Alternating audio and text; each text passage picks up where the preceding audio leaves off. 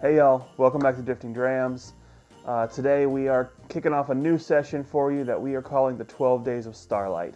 We wanted to give kind of a new twist on the usual Advent schedule, and this was our way of doing it. We wanted to showcase a craft distillery that we fell in love with over the past year and a half or so. So yeah, let's get it started.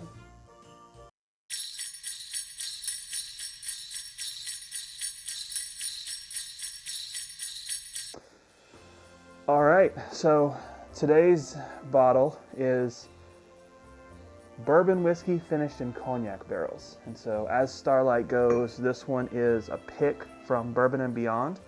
This is actually just one that we found in our travels at, it was actually over the weekend of Bourbon on the Banks in Lexington, in Frankfurt.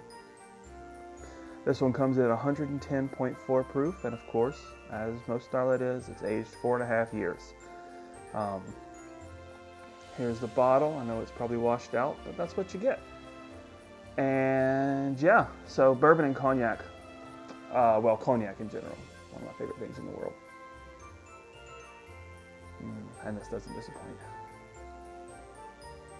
Definitely get a little bit of grape skins on the nose, Yeah. mixed in with that corn sweetness. A little bit of oak, not too overpowering. Yeah, but the oak is lending like a nice spiciness. Kind of keeps it warm, makes it feel like the holidays.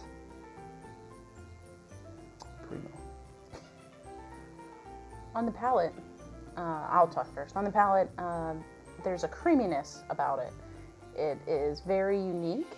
You still get a lot of grape, more like grape skins, mixed with cream and sweetness from the corn. The sweetness really shines on that grain in this bottle. Yeah, for me, a lot of cognacs, and they go kind of tannic, and I think that's what the people have some problems with them. Specifically, Bardstown Ferrand. That bottle was pretty divisive, I think, because it does go tannic.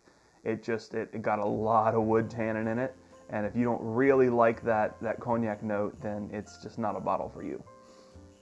This one goes the opposite side of the cognac finish.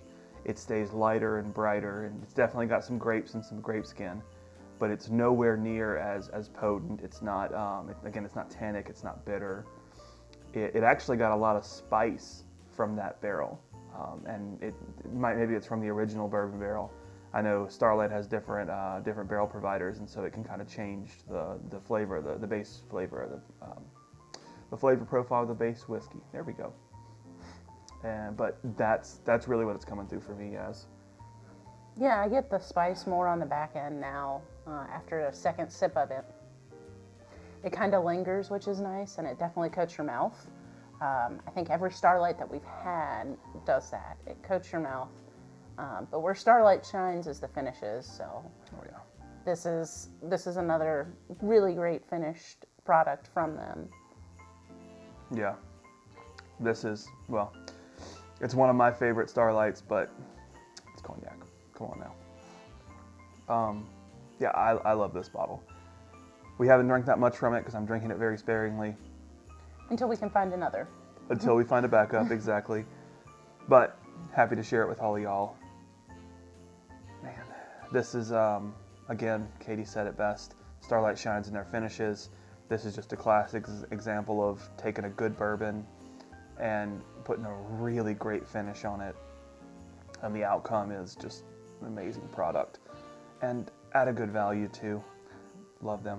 Yeah, I think this bottle was somewhere in the price point of like 70 to 80, just because of the fact that it's finished in a cognac barrel and being a pick. Man, that has, even just in the little bit of time that we've had them poured, it's changed a lot. Less creaminess on the third sip, more spice is really coming off. It's definitely a good Christmas kind of cold weather whiskey, just because of that long hug that it has at the end. Oh, yeah. So. Yeah, that spice, man. It really, especially after the third sip, it's just kind of coated my palate, and it's kind of holding it hostage. If it were, if this was a bad scenario, I'd be blinking a lot to try and send you a signal here. Man. But yeah, with that, we hope you enjoyed the first day of 12 Days of Starlight. Join us for the next 11. If you like this video, please let us know by liking and commenting. If you don't, hit that thumbs down, as Ethan says. Let us know that too. All right, y'all. Cheers. Cheers.